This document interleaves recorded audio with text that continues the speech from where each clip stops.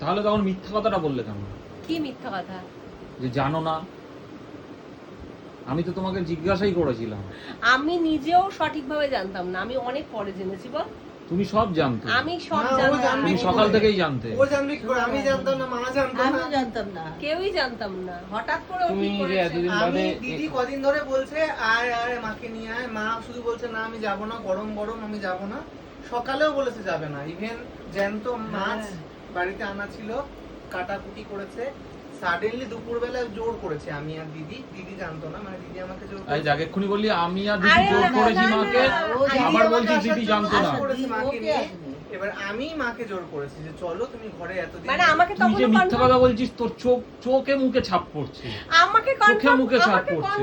করেনি। যারা দেখছে তারা আমার চোখ- আজকে এই যে- কালকে আসার কথা ছিল। চোখগুলো দেখো তো হ্যাঁ, কোথাও মিথ্যে পুরো লেখা আছে। লেখা আছে, কালকে পরিষ্কার একটা ফুটে উঠেছে। কনফার্ম করেনি, আমি বলেছি মাকে নিয়ে আয়। আচ্ছা আমার একটা কথা আছে, তুমি এতদিন বাদে এলে কিছু তো খাওয়াও, কি কিছু খাওয়াবো? কিছু খাওয়াও, কিন্ডার জয় কেমনি কিনে দাও, কিছু? দুটো কিন্ডার জয় কিনে দাও। বন্ধুরা দেখো তো, লজ্জা করে ওই দিকে দেখো। আমি দামি কিছু দেখাও, চাইছি না, একটু দেখাও। কিন্ডার জয় কিনে দাও। ওইখানে দোকান খুলে ফেলেছে কিন্ডার জয় গিফটের, ও এখনো নাকি কিন্ডার জয় খাবে। দাও না, এতগুলো চোখ ছেলে বাচ্চা অর্ডার হয়ে করি, গেছে। জেপ্টোতে অর্ডার করি।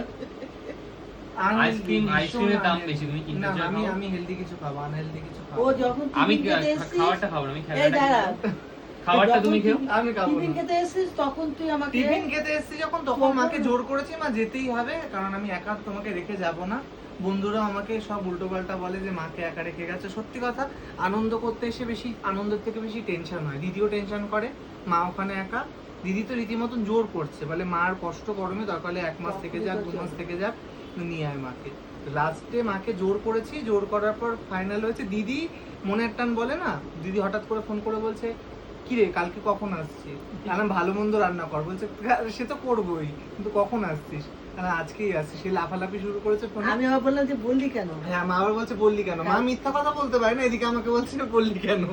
তো হঠাৎ আমি সত্যিই জানতাম না। দুপুরবেলায় বেরিয়েছে মানে যখন ঠিক তখন হয়েছে। বুঝতে পেরেছি যে আমার বাড়িতেই আসছে। ইভেন আমি যে 1 ঘন্টা আগে অফিস থেকে বেরিয়েছি স্যারকে রিকোয়েস্ট করে, সেটাও আমি একদম এন্ড মোমেন্টে স্যারকে মেসেজ করেছি। মানে আমিও জানতাম না আমি আসবো আজকে, তাও আবার মাকে নিয়ে। তো এটাই এরকমই হচ্ছে ব্যাপারটা মনের ছিল। টান, কিভাবে মনের টানে এসেছিস? চলে এসে। এবার ঠিক আছে, তোমার কাছে ক্লিয়ার ব্যাপারটা। এটাই সত্যি কথা। বিয়ারের কিছু না। আমি বাবা কোনটা দাও? মনে হচ্ছে রাগ করেছে মামা এসছে। আমরাও তো ডাউট হ্যাঁ। করছিলাম যে পকেট খসবে দাও, ওর ফোনটা জন্য। দাও। না, ফোন কোনটা দেওয়া যাবে দাও? না, ফোন দেওয়া যাবে না। ফোন বাবা দাও। খুশি নয়, আমি বুঝতে হ্যাঁ, পারছি। অখুশি। আর কি করা যাবে, এখন দুটো দিন ঠিক adjust আছে, করে নিতে হবে। অ্যাডজাস্ট করেন, সেরকম মনে হলে কালকে চলে যেতে। সবাই একটু প্লিজ কমেন্টে লিখো, হেড কমেন্ট করো বাবার প্রতি, আমি খুব খুশি হব। কি ছেলে।